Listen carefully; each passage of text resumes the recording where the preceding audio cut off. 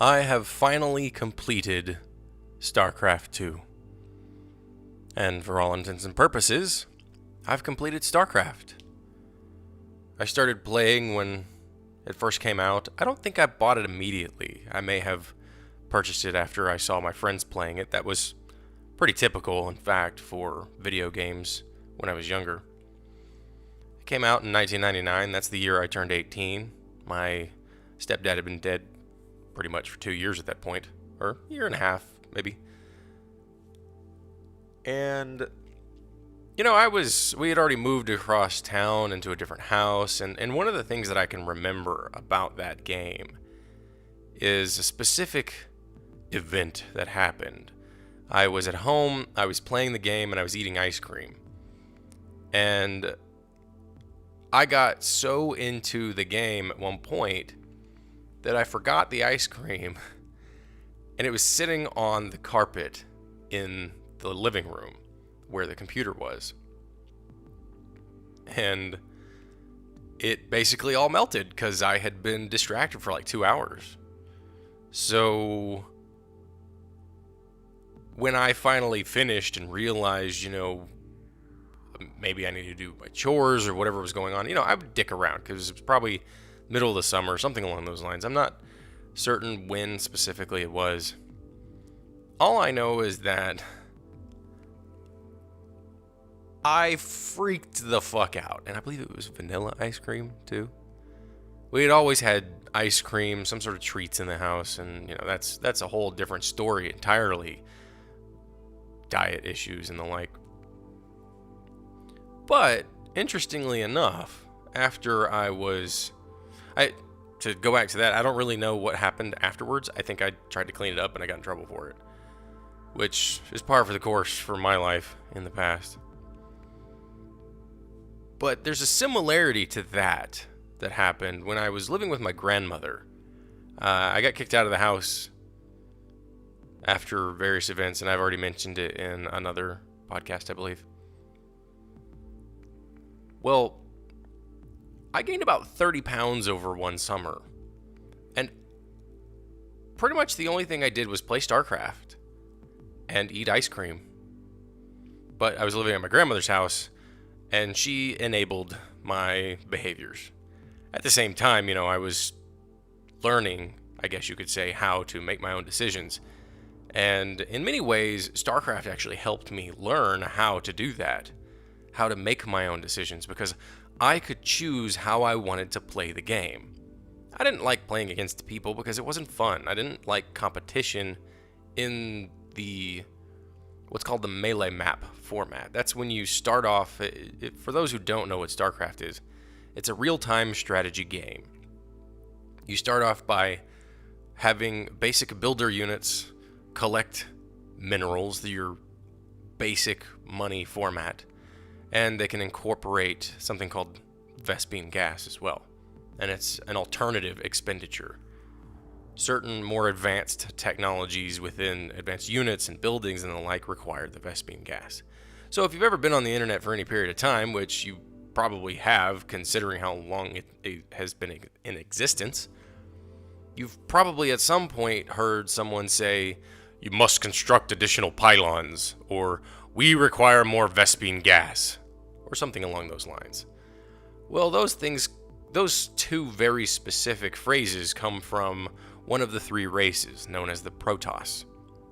The three races incorporate the Terran, which are human.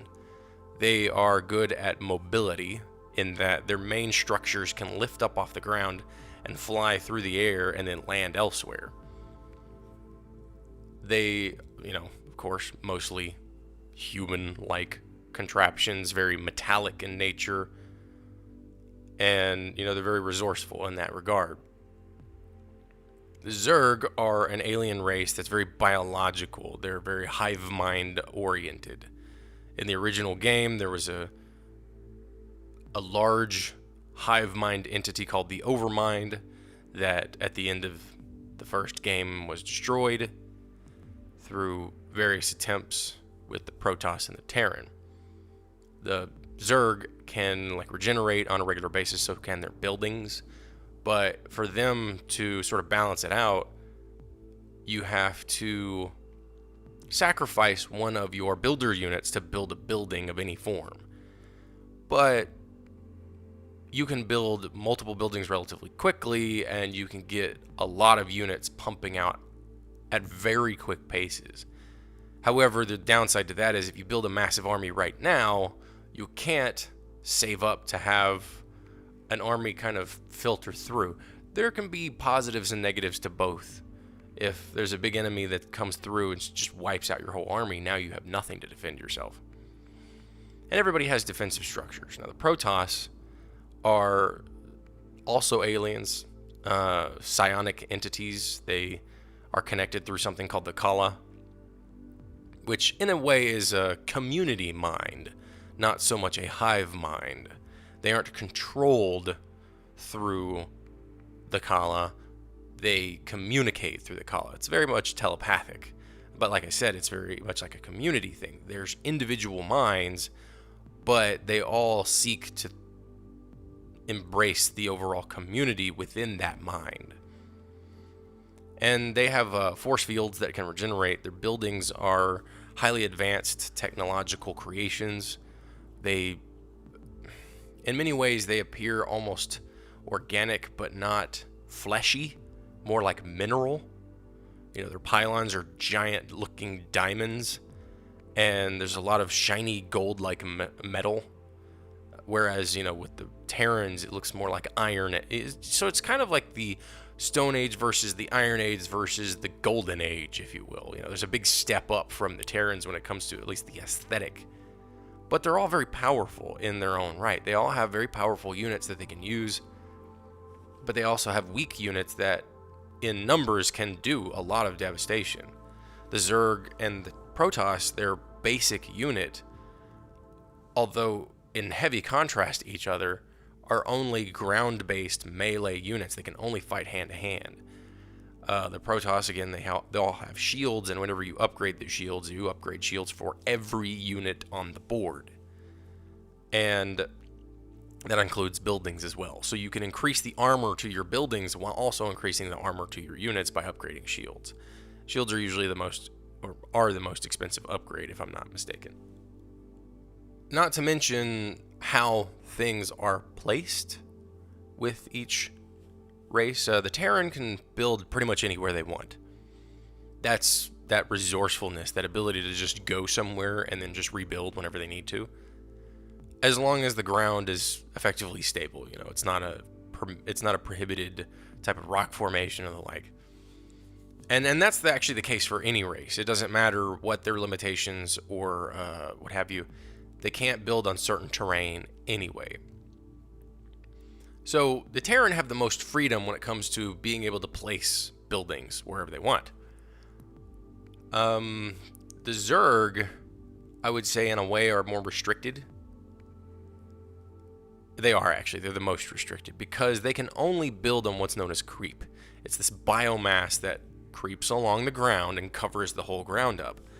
In so doing, it prevents the Terran and the Protoss from building any structures on those areas. Whereas if it was a Terran versus a Terran situation, you could build one of your buildings right next to one of the buildings and it wouldn't be a problem. And similarly, you could do the same thing if you were Terran and you were building into a Protoss base. The same situation would occur. You could simply just place it down and it would happen. Zerg have that defensive strategy associated with, this is my land.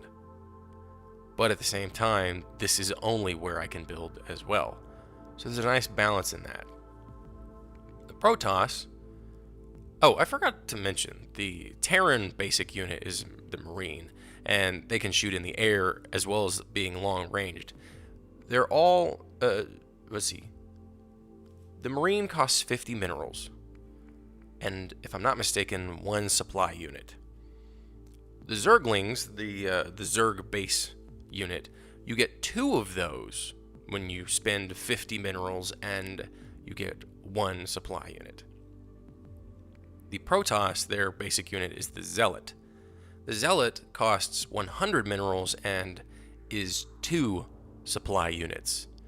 So they are equivalent, at least monetarily and supply unit wise, and they also have shields, like I said. They're equivalent to 2 Marines or 4 Zerglings, and for all intents and purposes, I think they try to construct those units as if they were able to like fight each other, and on a rare occasion, one or basically sort of a 50-50 situation. I haven't really tried it out. It probably works a little differently because once you get more numbers, the situation changes, and also once you get upgrades and the like as well. But to go back to the building thing, the Protoss, they have to build all but one of their buildings, and the same kind of thing with the Zerg.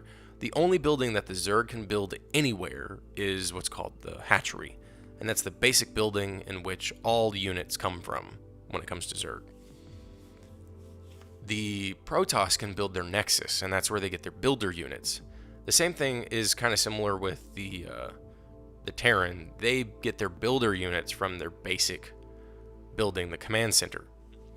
The Zerg are the only special ones where all units are built from the hatcheries, which is why you want to build multiples of those. And that's why they're able to expand so well, because the hatchery and various other things can create the creep, so you can spread it out relatively quickly depending on how good you are at keeping focus on that stuff. I never really was. It sucked. The Protoss, like I said, they have to build their Nexus, and they only get the builder units, the probes, out of there. But what they can do is they can build a basic structure called a pylon. The pylon emits a power field that allows them to build other buildings in that field. Well, not only that, but the pylon provides unit supply increase. Everybody needs unit supply. It's like having, it's like having farms, because Warcraft 2 they used to have farms, and having a farm gave people the ability to eat food. Well, they sort of simplified it in a sense, but just giving it a unit structure. So here's a supply depot. If you have more of these, you can have more units. That's Terran. Here are overlords, these flying guys that hover and can be upgraded to detect hidden objects and sometimes even fly faster. These guys, they're the ones that control the unit supply for the Zerg. And again, like I said, the pylons are the ones that help for the unit supply for the Protoss. But like I said, that you could say that there is no supplementary behavior when it comes to pylons. But for all intents and purposes, you need more pylons solely for the purpose of maxing out your supplies. Because there will be times, and maybe it's just because I'm a bad player, that I'll be like, I have all the buildings I need, but I need more pylons because I need more units. So I'll just build an array of pylons, like 10 or 15 of them in a row, and just be done with it. Now, again, with the building, there's another thing about this that I find fascinating, and I know that I'm talking about like the technical aspects of it, and I'll get into the story qualities. Spoilers.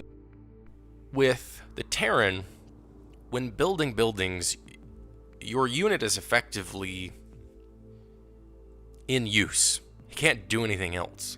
He can only build that building. And when he's done, he can build another building, or he can go off to mining minerals or Bespin gas again. The Zerg, like I said, you have to sacrifice the entire unit. But that's also one of the reasons why their buildings are cheaper, and that's why they're able to expand as quickly as they can, because there's that balance between building the builder units and then having some of them make money, essentially, and then the other ones make stuff. Well, with the Protoss, theirs is slightly different, because, again, you have to build within the power field, but the pylon, and I forgot about this too, the pylon is the other building that you can build anywhere on the field, just like with Terran. So they have 2 buildings that they can build anywhere. So a Protoss can build the pylon somewhere and then start building buildings around it in the middle of nowhere, which is fantastic. And, not only that, but in order to kill this is what's fascinating about the Protoss. If you kill the pylon, the buildings don't work nearby. They're just effectively abandoned. They're powered off because the Kala is emitted through those, if you want to think about it like that.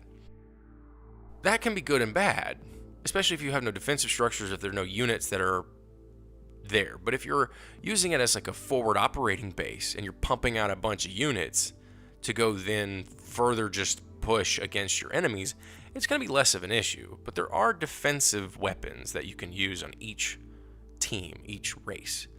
The Terran have bunkers which they can put their military units in them, Marines and fire bats and marauders and the like. Depending on the unit and what it does, determines why you might want certain units in those buildings and what you're up against. Some units have range that can hit both air and ground. Some can only hit ground.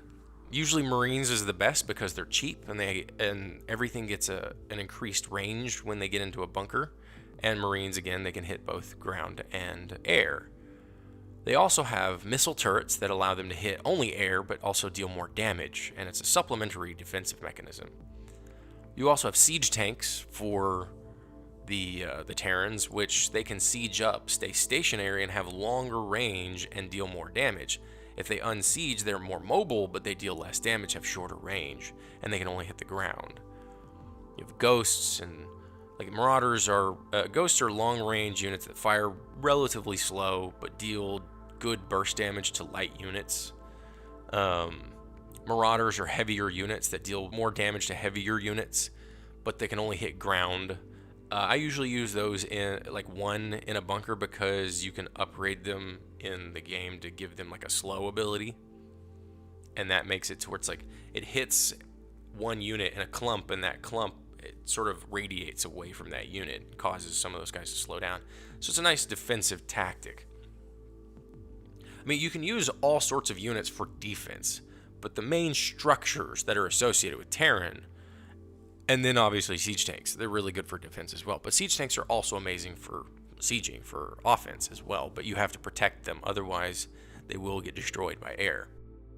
The Zerg, on the other hand, have two main defensive structures. They have spine crawlers and spore crawlers. Now, originally in the game, they used to be spine colonies and spore colonies. And what I found interesting about them is that the colonies, they used to be built on creep colonies. You had to build these on the creep in order to expand your creep. And then when you did so, you could turn them into a more effective building by creating the defensive abilities, and you could use them offensively if you'd like to. Spore colonies, I would say, are less offensive and more defensive solely because they only hit air, and everything is ground-based essentially, other than flying Terran buildings. So it's always good to have some spore colonies around if you're being offensive, but they're crawlers now, and the reason they're called crawlers is because now they can uproot and move, which was a huge issue prior to Starcraft 2. You only could place them in certain places, and then that was it, and they stayed there unless they died or you killed them or something. Whereas now you can mobilize your defensive structures, which is fascinating that they incorporated that option. And I think that helped create a more offensive nature for the Zerg. I still prefer being a defensive Zerg. I prefer being a defensive player anyway, because I can hold myself up, be a big turtle, build up a bunch of stuff, kill off whatever comes by for the most part, and then build a massive army behind and then just go sweep through. That doesn't work against people. People are more tenacious. They're better at playing the game than the computer is, but I don't care because I play against the computer, not people. Protoss, they have photon cannons.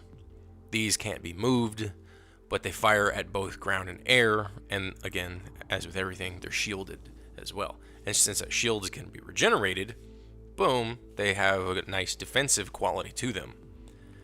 And also with the upgrade to the shields as well. Interesting thing that they added in Starcraft 2, they had something called a shield battery in the first game, but it only replenished the shields of nearby units. It didn't do it for buildings. Now they've incorporated it to where it repairs the shields of nearby buildings and units. And honestly, it's one of the best things that I found for StarCraft 2, because now I can build forward offensive structure setups or defensive setups and implant a shield battery there to improve the lifetime of my setup. So I need fewer units back at base, and I can just, maybe sacrifice a couple buildings here and there to give myself a shield battery, and it's worked out wonderfully. I find it to be one of the best defensive options ever, and it really does help, especially since, again, those photon cannons, they hit both air and ground, and they have pretty good range too. Very, very much medium range, if you will. There's melee range, and there's short, long range, or short ranged weapons. Then there's medium ranged weapons. Then there's long ranged weapons. Now, for all intents and purposes, I feel like I've covered the technical elements. The technical elements is gameplay. You can do a lot with Starcraft 2.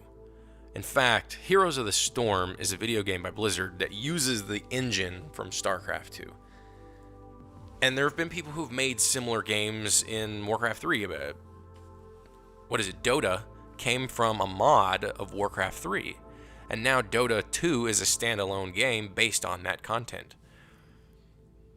Well, that's been the one thing that always fascinated me for a while. I was never good at it, though, is creating your own map, creating your own game.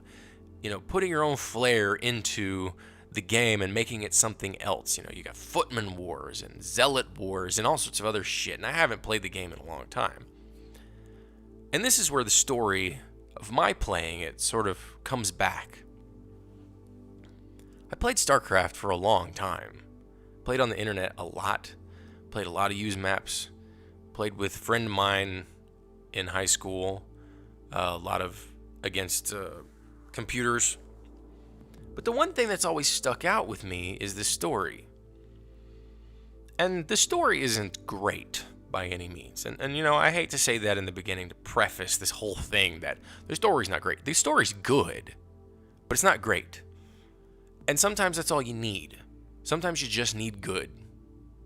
Because I feel like in a lot of ways, StarCraft was challenging storytelling by what they were depicting, how they were depicting it. Even if the story, like I said, the characters may not be the most fleshed out, but they had interesting stories, and it effectively revolves around one woman. Her name's Sarah Kerrigan. The events of StarCraft and then the events of StarCraft 2 revolve around Sarah Kerrigan, ultimately. In the first game, before the Brood Wars expansion, in the Terran missions, the Terran campaign, for the most part, it was revolving around a man named Jimmy Raynor. Sounds very much like he's from the South. And a lot of the guys in the Dominion, as they call it, sound like they're from the South. In the Terran occupation, Core Hall and the like, they all have a bit of a Southern feel to them, which is okay. But then you have Sarah Kerrigan, who sounds like she might be from the North or just basic and, American kind of accent. But she sounds intelligent, she's articulate, and she's a ghost, so she's a psionic specialist, which I find fascinating that psionics is a thing that is more Protoss than anything else. But you could also say that the Zerg communicate and are controlled through psionic forces as well. So there's a bit of an overlap into the different races. Sarah Kerrigan just happens to be a very special case, it seems, because there's a lot of emphasis put on her. Not to mention, Jim seems to have a fondness to her. Now, it's been a long time since I played the original Terran campaign, and I don't recall if they had a previous relationship or if they had ever met. I don't think they had ever met before. But because she's a psionic, she can read minds. The way that she talks to Jimmy, it's almost as if they've already known each other. And in a sense, that actually helps push the relationship further. It's like, well, darling, you can read my mind, so, and you respond to me in a way as if you understand everything I'm saying, so we might as well just not even put up fucking pretense. So they're basically friends from the get-go. close to the end of the Terran campaign, Kerrigan is sacrificed by a politician named Arcturus Minx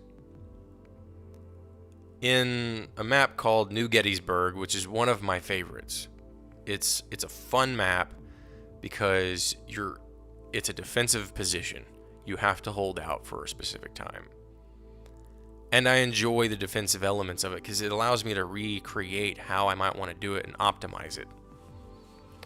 But you also have to deal with the Protoss. So you're dealing with the Zerg, who are very, very close to you.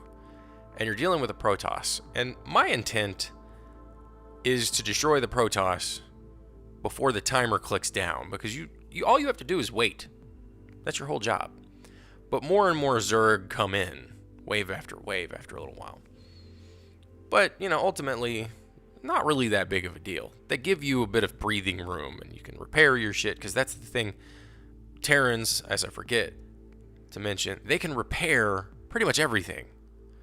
The SCVs, the basic units, can repair all buildings and all mechanical units.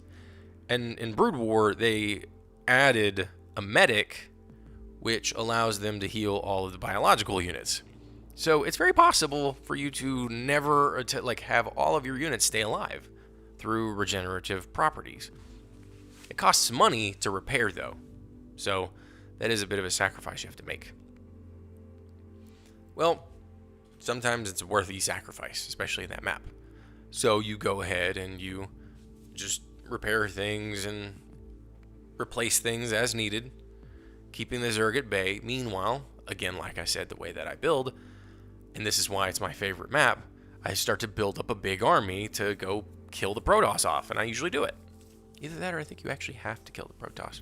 Well, either way, that's how I play it anyway, because that's how I want to, and I feel like that entire map was engineered for me, because it feels so great playing it. The thing is that the story really begins here. Sure, in the Terran campaign, there is some unrest between two major factions in the Terran occupation of space. And they're constantly fighting, and it's kind of the Firefly, if you will, and that trope has happened a lot. The rebel against the establishment, that thing, and that's essentially what it is. Arcturus Minx is the establishment. He's the Federation. He's this, etc. And Jim Raynor represents the common man who's trying to fight against the government, for all intents and purposes. And, at the end of the Terran campaign, Arcturus Minx gives a wonderful speech. It's amazing. I will link to it so that you can hear it. I don't agree with who he is as a character, as a person, but it's an amazing speech, the way that everything has been orchestrated. The music and his tone and his delivery, everything it's wonderful. But for some crazy reason, when the Zerg rush in at the end of New Gettysburg, by the way, I have destroyed the entire Zerg base at one point because of the way the game plays. I think you're not supposed to kill the Zerg entirely, because if you do that, then you lose the mission. But you can kill everything but one building.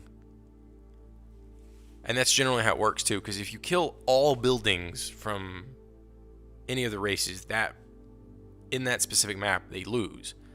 Now, with the way certain maps are created, you can take away that lose condition. You can make it to where they can't lose at all.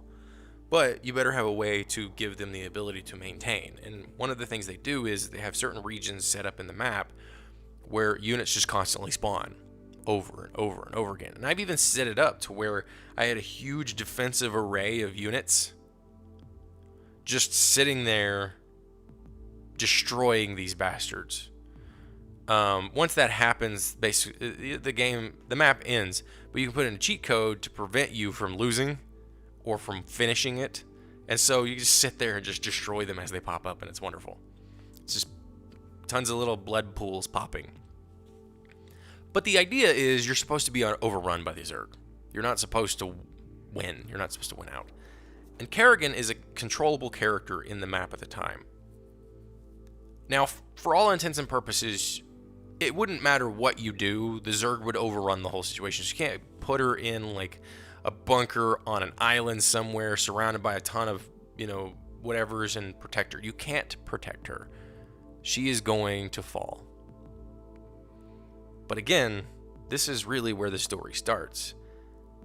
But we don't find out until later. Until the second act, if you will, the second campaign, which is the Zerg campaign.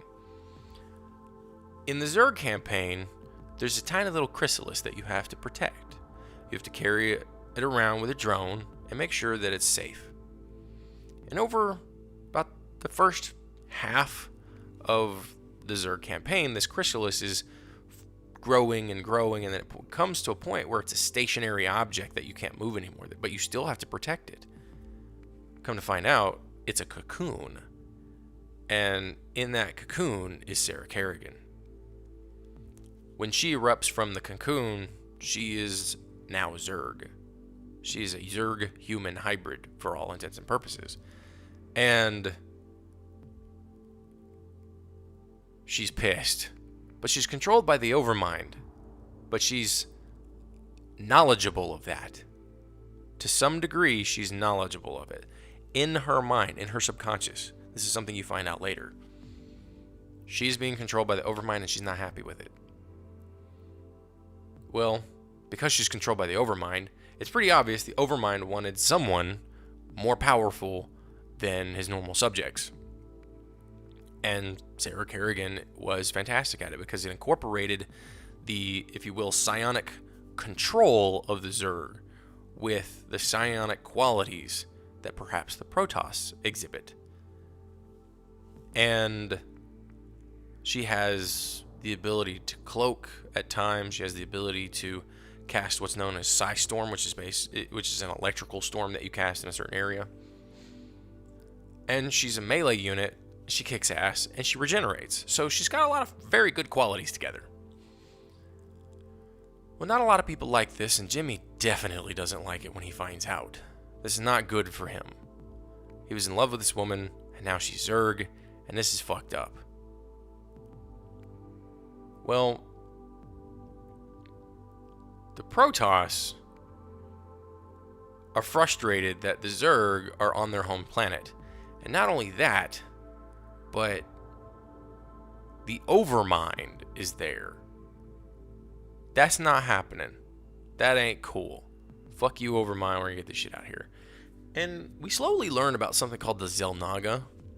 They're apparently some sort of godlike creature. We don't really know much about them at the time, but they're hinted at here and there. And again, my memory of the story at this point is relatively fuzzy, so I could be wrong. I'm going to get into the StarCraft 2 thing because I just played it shortly. But at the end of the original game, the Overmind is destroyed through the help of a Protoss named Tassadar. And Tassadar merged with his giant fleet ship called a carrier. It has small little ships that come out of it called interceptors. They're fun units. If you have 12 of them in a group, or like 24, you just obliterate everything. It's amazing. Because the interceptors even have shields. And a lot of things tend to fire at the interceptors, and you can just replace those with a little bit of money. No big deal. So he rams his huge carrier into the Overmind. He merges his psionic self with it, creates a massive explosion and kills it. Well, this releases all of the Zerg. They are free. So they're wild. But this is the end of the game. We don't really know. Until Brood War comes along. Come find out, Kerrigan, being Zerg, she wants to have her own army. She wants to fuck up Arcturus Minsk. Because she remembers him. She remembers him putting her in a position that put her where she is. She's on a revenge path. Various heroes die in the process. Jimmy Raynor still stays alive. There's a Protoss named Phoenix. He dies. He comes back as a Dragoon. He later dies.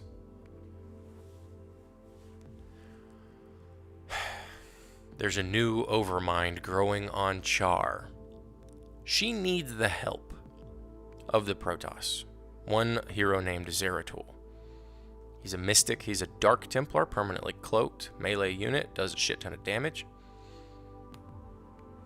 And of course, Jimmy. Jimmy is leading the resistance, and she trusts him despite the fact that he's Terran. Some racial tensions going on in this video game. To sort of fast forward, they succeed. They get rid of all the Zerg. The Protoss do what they need to do. Artanis is a character who was introduced in Brood War as well, and he helped get 2 stones that emanate the qualities of the Dark Templar and the Templar, the Conclave, those who are connected to the Kala. These two merge, their power combines. By your power combined, I am Zerg Destruction. They're no longer on the planet. Kerrigan has her own little army. She's doing her own little thing. Awesome. Enter Starcraft 2.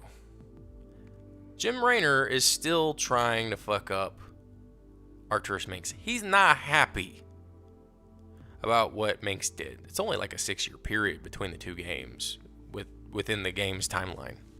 He's still sad that Kerrigan is gone. And Zerg. And in the process of doing his thing, Zeratul shows up on his ship and gives him a forewarning of his prophecy that he knows about. And so he sends him on a quest, and Jimmy takes the quest because he trusts Zeratul. They work together, they're friends. But Zeratul, being the mystic and mysterious that he is, doesn't really stick around too long and explain too much, but he gives Jimmy a bit of information that he can use, and it comes in the form of missions that you can play. And it gives Jimmy information, telepathic, if you will. There is a dark presence, and Zeratul is afraid. And if Zeratul is afraid, then there's obviously a real threat. Zeratul needs to stop this thing. Jimmy helps find what he needs. And with the help of Arcturus Minx's son, Valerian Minx, and his ragtag, and Jimmy's ragtag crew, they find various Xel'Naga artifacts that later work together to blast away Zerg. Well, in the final mission of the Terran campaign, Wings of Liberty, Kerrigan is coming through, and you have to turn her human. You blast her away, and then by the end, she's human. One of Jimmy's friends, Tychus Finley, was in jail. He was imprisoned for working with Jimmy, and he took the fall. Jimmy got to go free and do his thing. Tychus paid by going to jail. Tychus was released at the beginning of the Terran campaign, and it was presumed that his punishment was to wear the Marine armor as prison, but he was at least free to go and still fight. Weird sense of irony, if you will.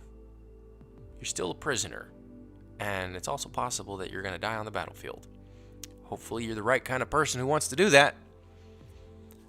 Well, Jimmy is reluctant at first, and he's constantly dealing with warring with Tychus. Because, yeah, they're friends, but in a way, Jimmy betrayed him. Come to find out, Tychus was freed on one condition: that he helped find and destroy Kerrigan. And in the very last scene of the Terran campaign, Tychus is about to execute a relatively paralyzed Kerrigan after she had been turned mostly human. She still had the Queen of Blades dreadlocks, if you will. But she was naked and human. Jimmy had to make a choice, and he killed Tychus. At the beginning of the Heart of the Swarm campaign, Kerrigan is trapped, and Valerian Minsk is testing her ability to control the Zerg. She is warning him that this is a bad idea. Keeps happening anyway, and she goes overboard, saying, look, don't try to control the Zerg. It doesn't work like that. Well, towards the end of that mission, that scenario, Jimmy and Kerrigan are working together, but then they get separated. And they have to go their own ways. Well, Kerrigan, by tapping into the mind of the Zerg, starts to think more like a Zerg and less like herself. Come to find out that at one point, they were overrun on a planet by Minsk's forces. And she hears a broadcast that says that Jimmy Raynor has been executed for war crimes. This pisses her off. At this point, for Kerrigan, this is the point of no return. So she vows to take care of the situation. To kill Minsk, to get revenge for Jimmy's death. She goes on a quest to turn back into the Queen of Blades and to become a more powerful version of it. And we incorporate the primal Zerg, who are very much like the Zerg but are not connected. And they evolve and they collect what is called essence. They evolve rapidly. Whenever they kill something, they pull on attributes that improve them, make them stronger, more powerful. And Kerrigan inevitably needs to kill the most powerful. But in order to do so, she has to become the Queen of Blades again. She has to control the Zerg. She has to get an army. She needs to do all of these things. She needs her power back. Because she's powerless when she makes this decision. And when she finds Jimmy dead, when she finds out that Jimmy dies, that's the most powerless she can feel, right? Minsk is yet again ruining her life. It very much is a love story, if you haven't really been able to figure it out by now. So she goes on these quests, she becomes more and more powerful, but in the process, she's learning that she needs to do so even more so, because Zeratul comes to talk to her. He's talking about a dark god named Amon, and how he has tipped the scales and kind of ruined things. Things are getting fucky. And that's actually the main reason why she needs to go and kill the primal Zergs, because that's where she will become the most powerful. She wanted her power anyway just to kill Minsk, and this just, helps push it further. But now Zeratul is, in a positive sense, manipulating her. She completes this task. She heads towards Core Hall. And then she finds that Jim is alive. She rescues him. He's not happy. She became the very thing that he hated for the longest time. Yet another form of betrayal. She did it for him. He doesn't really see it as a validating thing, though. The amount of people that she'd have to kill. The things that she's had to do to change who she is as a person, as someone he cares about. In many ways, she's dead to him. But it's Jimmy, and it's Kerrigan. She's not dead to him. She's still alive in his heart. He still loves her. And they both have a dictator to destroy. And that's how the last of the Heart of the Swarm, that's how it finishes. Kerrigan gets her revenge on Minx, and Jimmy lets her. And then they part ways. He, despite how much he loves her, lets her go. Because at this point, she's got to do her thing. She's got to help figure out who this Amon is and stop him. And Jimmy he's done what he can do. He doesn't have the woman in his life that he loves. And she flies off. And at the beginning of the Starcraft Protoss campaign, we have Artanis, who is trying to rebuild the Protoss. But things just aren't going well. There's divided factions, and now Amon shows up and is taking control of people through the Kala. Amon has inserted himself into the Kala and has begun to control people. And Zeratul is like, look, you have to disconnect from the Kala. You have to sever your nerve endings. They have a big, long, ponytail-looking thing. And that's how they're connected through the Kala. That's how they're able to communicate in that fashion. It's not so much communication in the sense of me talking to you. It may be more communication in how the world works right now through the internet. That's how we do shit. That's how we coordinate. It is a channel through which we are able to do more than just communicate. We coexist with each other through the internet, just like they coexist with each other through the Kala. And to disconnect from the internet, yes, you can still talk to people. You can still communicate with people. But to be permanently disconnected from the internet? Forever? That would be difficult. Especially if you grew up and everything in your life was in the internet. Some people say this is sad, but this is where we're going. This is how our society, this world, this globe is working. We are interconnecting in a different way.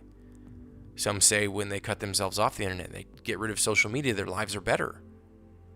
And maybe they are for that person. But other people think differently. They feel differently. Their lives are different because of the internet. I know mine is. I met people online that helped save my life. I'm not going to go into details, but I wouldn't want to disconnect. Because sometimes you never know. Just like you never know if you'll meet the right person on the street, you never know if you'll meet the right person on the internet that will help you through something. And to disconnect from that would be very devastating. And now Zeratul is telling Artanis to do the same. It's painful. And Artanis becomes controlled by Amon, and although Zeratul succeeds in disconnecting him, at the same time he falls by the hand of Artanis. And so Artanis is now on his own quest to stop Amon. Amon has caused him to kill a valued member of the Protoss society who is trying to save the race and try to save the world and the galaxy and the universe. So the least he could do is figure out what needs to be done. And come to find out, Kerrigan is involved. Because one of the things that I failed to mention from the beginning, in Brood Wars, the expansion to the original Starcraft game, there's a mission that you can go on if you succeed in one mission within 10-minute time frame. And the only reason I would have done it is because I was cheating. I would have never in all my years been able to succeed at this map if I wasn't cheating. Well, I would be able to beat the map, I just wouldn't be able to do it within that time frame. But because of that, at a certain point, you get kind of like a post-trailer scene. You know how after the movie's over, you get a little bit of extra? This is kind of how that worked. You're playing Zeratul, and he's on a quest, and he's looking for something. And he finds these stasis pods, and they have something in them that is unusual. They seem to be a hybrid of Zerg and Protoss. An abomination, he calls them. And one of the characters who was introduced in Brood War, who went from being Terran to later Zerg, his name is Duran. And in fact, one of his, if you click on him too many times, he says, "My name is Duran. Duran, what's so funny? Please, please tell me now. Is there something I should know?" It's kind of the whole Duran Duran band thing. Well, Duran was the person he ran into, Zeratul. But it was the infested version of him. But he seemed a little bit less infested and a little bit something else, more mysterious. And for all intents and purposes, it was as if he was experimenting on crossbreeding. Well, that became a thing in the Terran campaign. We find out that there are, in fact, hybrids. And more so in Heart of the Swarm. The hybrids are a thing. They're very much successful and replicable. And the interesting thing is that the Terrans, under the control of Arcturus Minsk, have actually been aiding in this. So that's even more reason to stop Arcturus. Well, the hybrid are still a big issue, and they've been a big issue, and they maintain being a big issue because now, within the StarCraft 2 campaigns, we find out that there is a man named Dr. Narud who seems hell-bent on getting these things perfected. Narud is Duran backwards. And Dr. Narud is, well, Kerrigan ends up stopping him, but we find out that Narud is, for all intents and purposes, an avatar of Amon. He is the physical manifestation. He is his, maybe not so much physical manifestation, but more of his human tool. Like Jesus to God, if you will. Narud falls, but the hybrids still exist, and they are still replicating, and they themselves have immense power. And Artanis needs to stop these guys, and so he is seeking the help of even the Dark Templar and factions of Protoss who no longer wish to be part of the Conclave. And there's a character, Alarak, I think. The names are hard sometimes to remember, even though I just finished. He seems like he's that kind of guy who would betray you at the first opportunity. But with his help, and the help of Kerrigan and Raynor, Amon's existence in this universe is stopped. But in the epilogue, the end of the story, Kerrigan finds something out about herself, and it was even mentioned that she is the key. There is something called the Keystone, and that was that Xel'Naga device that the Terrans had collected and used against Kerrigan, and then Arcturus managed to get a hold of it, well then managed to get it back from him, and it was passed over to the Protoss through Jimmy. Well, that Keystone, they learned a lot more about it and what it can do, and it gave them information as to the Xel'Naga place of existence, the homeworld, I guess you could call it, but not so much the homeworld because they existed within the void. They are like gods. There's a bit of a Cthulhu thing going on, I'll tell you, because they very much look Cephalopodian. Cephalopodian. Well, if you recall somebody named Tassadar earlier, he was a Xel'Naga named Horus, voiced by Michael Dorn, by the way. You know, Worf from Star Trek. And through various events, we get Kerrigan to merge with that Xel'Naga power, and she becomes Xel'Naga as well, to then fight off Amon. And interestingly, the second to last mission in that epilogue is actually probably one of the hardest I've ever dealt with. Even though I was on casual, it was still really hard. I can only imagine if it was on like insane or something. And so Amon is destroyed through a bunch of efforts through the Terran and the Zerg and the Protoss working together. Amon is destroyed, balance is restored to the Kaprulu sector, and Kerrigan kind of flies away yet again. We cut to Jimmy sitting at his little bar, looking at a picture of Kerrigan, drinking his liquor. Door opens up, bright lights and everything, and you'd probably think, well, hey, Kerrigan's back, but she's like super bright, and what the hell could happen? Well, instead, it's Kerrigan in her human form, with her human hair. And at the end of the trailer for Wings of Liberty, Tychus Finley says, "Hell, it's about damn time." Which in a lot of ways is perfect because, like, it's multiple meanings, you could say, because, well, one, it's about time we got another fucking Starcraft game.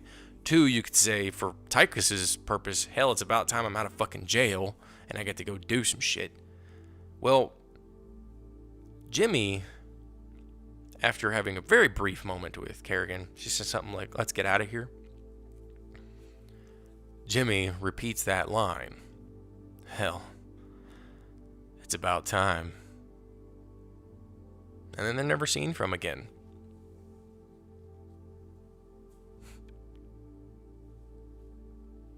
And even now, I mean, just talking about it, thinking about it, it makes me happy. You know, there's this resolution to this story that's been going on for almost 20 years. This story that I never really thought I was invested in, but I really was. I wasn't able to play Starcraft when it first came out because I didn't have a good enough computer. People mentioned that it was doable, but I didn't. I had a netbook. And then I was homeless for 2.5 years, couldn't play that. Heart of the Swarm comes out, couldn't play it. And I thought to myself, I was like, no, you know, I'll wait until Legacy of the Void comes out and there's like a battle chest version where I can buy all three for like normal price or something. I'll do that. So that's what I did. And I spent the last 6 weeks on and off while stressing over school and improv classes and school and Romeo and Juliet and school to play through this game, to play through this story, to feel something, because I knew I would enjoy it. I knew I'd enjoy the story, and that's why I played it on casual. I didn't play it because I wanted a challenge. I played it because I wanted to understand what was happening, to see how this was all going to play out. To me, this is why I love video games. It's an interactive movie. It's an interactive book. You get to make decisions. Sure, the decisions in a lot of ways are made for you, but you get to be a part of it. Maybe that's one of the reasons why I want to be an actor. I don't know. I know that while I was listening to these voice actors, I thought, man, I would love to do that. I want to sit behind a microphone and say that same fucking line 4 times until we get the right one. And I want to improve my voice. And I want to get better mic equipment. And I want to be a part of something like that. I don't know what I would play as. It doesn't matter. Not right now. Right now, it's doing. It's working on those things. Because, it's about time.